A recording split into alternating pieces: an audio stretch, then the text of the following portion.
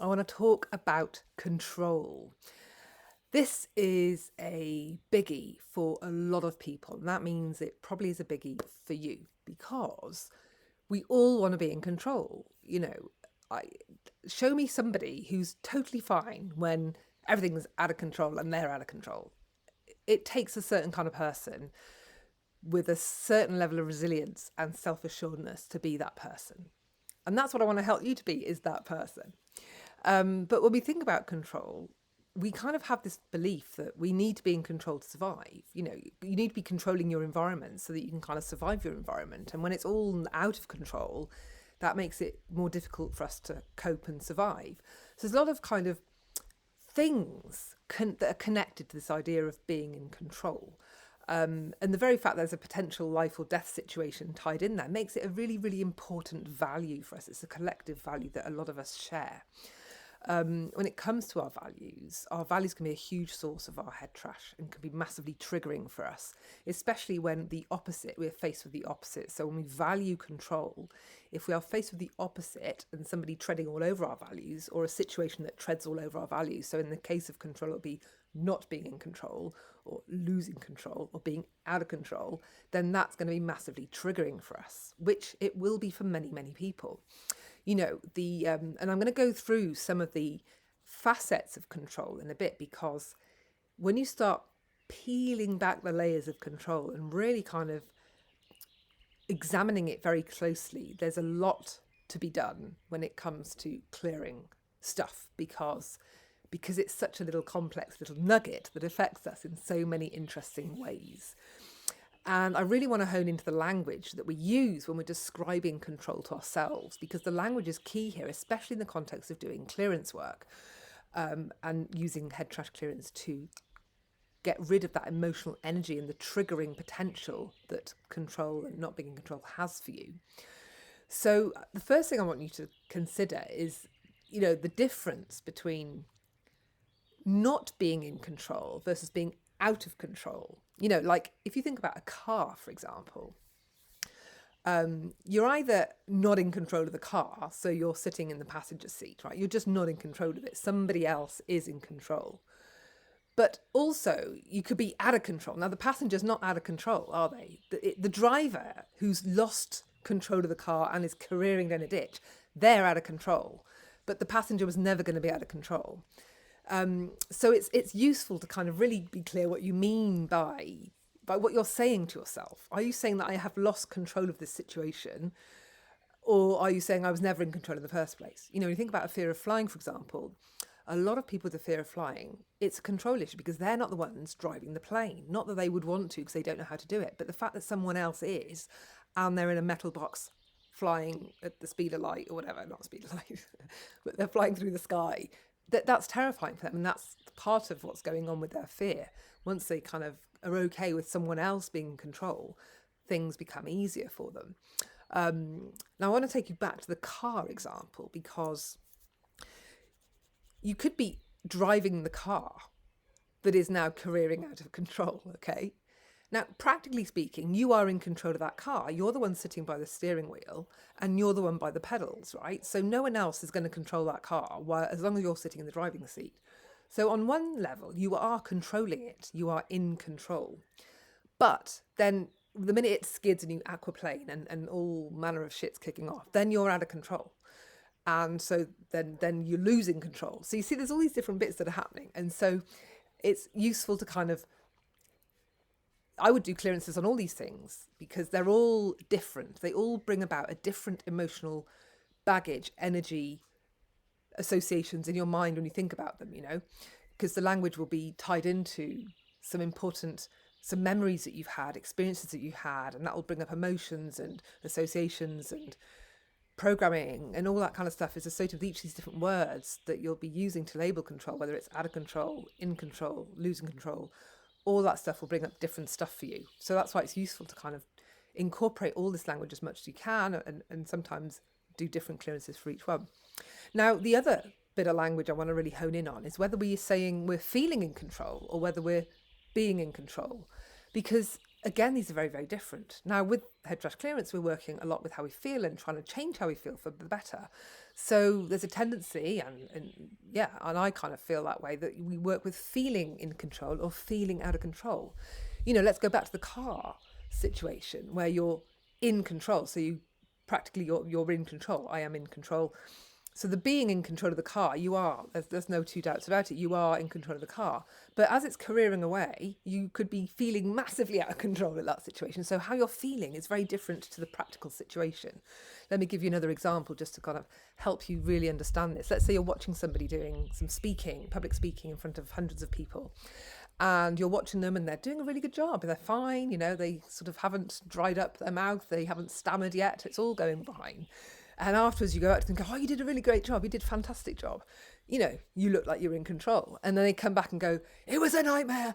I was all over the place inside. I forgot my words. It was a nightmare. And so they weren't feeling in control of that situation, even though they looked it and it all looked fine on the outside.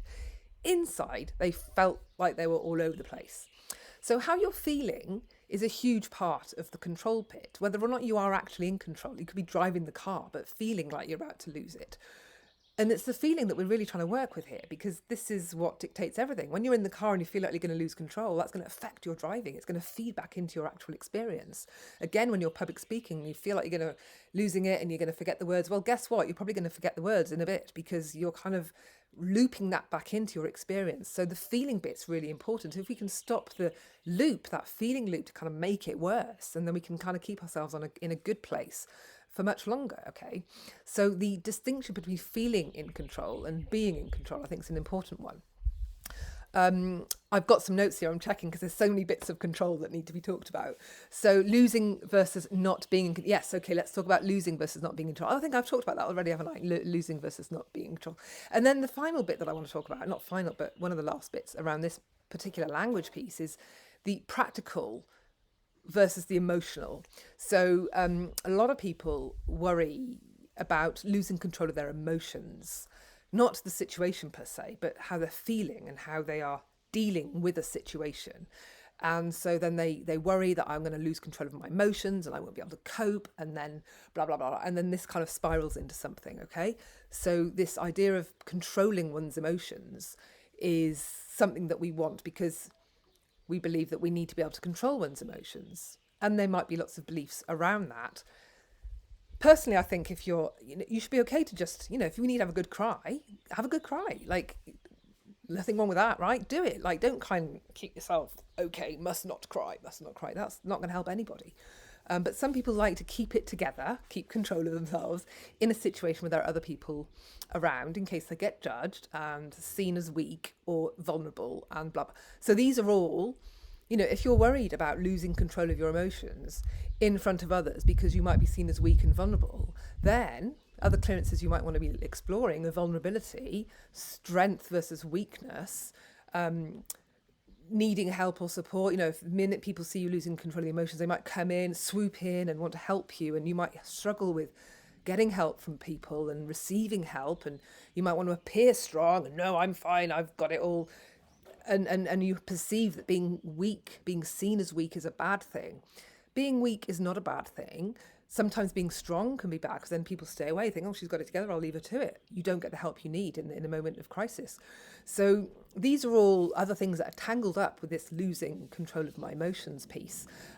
So that's really useful to kind of think about and explore when doing a control clearance as well. And then finally, yes, it is finally, because I know I've been talking a while already, there are other facets of control that are very, very connected to this. Because what you could say is, I'm in control, and if I'm not in control, then I'm letting go. That could be the opposite for you, letting go. Because what we're not saying there is letting go, in brackets, open brackets, of control, close brackets. So you're letting go of control. Like, if you're letting go of the situation, you're in effect relinquishing control of the situation. And that's an interesting one, the idea of handing over control to somebody else. You're deliberately and mindfully letting go. You're doing this. You are opening your hands and letting it go. Just as you might kind of say to somebody, well, yeah, you take over the wheel, right? That's a kind of handing over control to somebody else, which a lot of people really, really struggle with that letting go of control. That really shows up a lot maybe with projects at work where suddenly you've started it all and now you've got to hand it over to somebody else. You're like, oh, they're going to ruin it. And you keep wanting to poke your nose in and make sure that it's done your way, not their way, or maybe preparing a meal and you want to make sure that they cut the tomatoes that way, not this way. And you can't handle the fact somebody else is making the tomato salad and not you because they've cut the tomatoes wrong. I mean, that's control right there, isn't it? I got that one, by the way.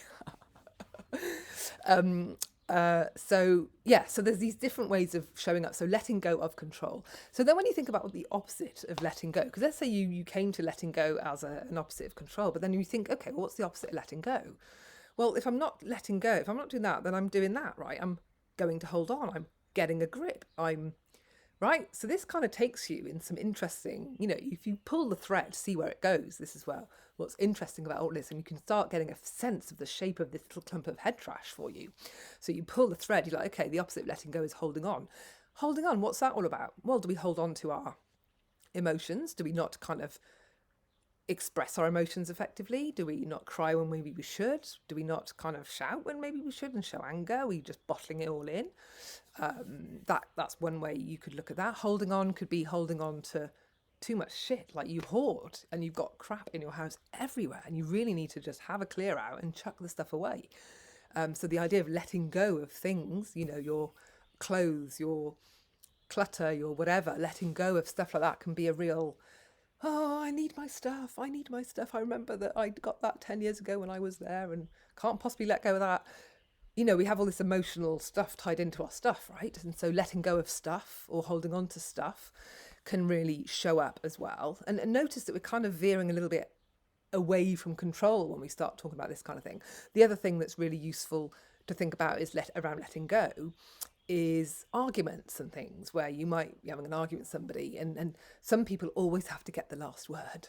They can't let it go, right? They can't let it go. They've got to say something before the parting shot because they need to have the last word. And then they'll mention it again later. And then they're 2 days later, they're like, no. And they can't let it go, right? Sometimes you just need to let it go.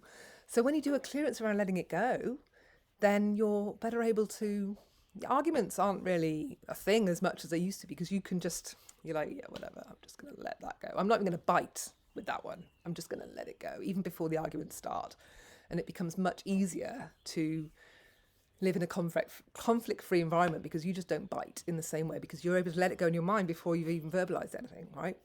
And then another facet of control, which I think is relevant, is surrendering. Because another thing you can say is, if I'm surrendering control of the situation, then obviously this is a control thing, okay? You're surrendering. Now, surrendering's got a very different feel to it, hasn't it, than letting go? Letting go's more that. Surrendering's more like, and catch me kind of thing. Which has got, when you think about the word surrendering, what that brings up for you, very different. And then this whole control thing comes up a lot for me in the work I do with women around pregnancy and birth, because control is a huge thing. They're worried about losing control in birth. And one of the things that they obviously need to do as part of birth and pregnancy is to surrender to nature. Nature knows what it's doing around pregnancy and nature knows what it's doing around birth. Human minds don't know what they're doing. They don't know how to grow a baby and they don't know how to get a baby out the body. Nature knows all that shit. So you have to surrender and let nature do its job. That's the difficult part that a lot of women struggle with. It's surrendering to nature because nature's in control. And what the hell's nature going to do? Like, the idea of somebody else is in control then, or that, that's the bit we're back to control again, aren't we? We're back to, I'm not in control, something else or someone else or some other force is in control, and I'm not the one keeping an eye on all of this. The fact is that the more we can try and control stuff, the harder it is, the more stressful it is, and we're not in control of anything. It's just an illusion anyway, right? So the sooner we can kind of be okay with not being in control, the easier life becomes.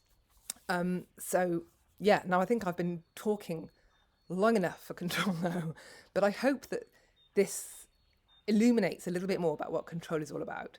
And, if you were to start doing clearances around this, on this theme, which can cause, you can pull the thread and go far here and really have a big impact on what you're doing. But always, start with control and not being in control or out of control at the top.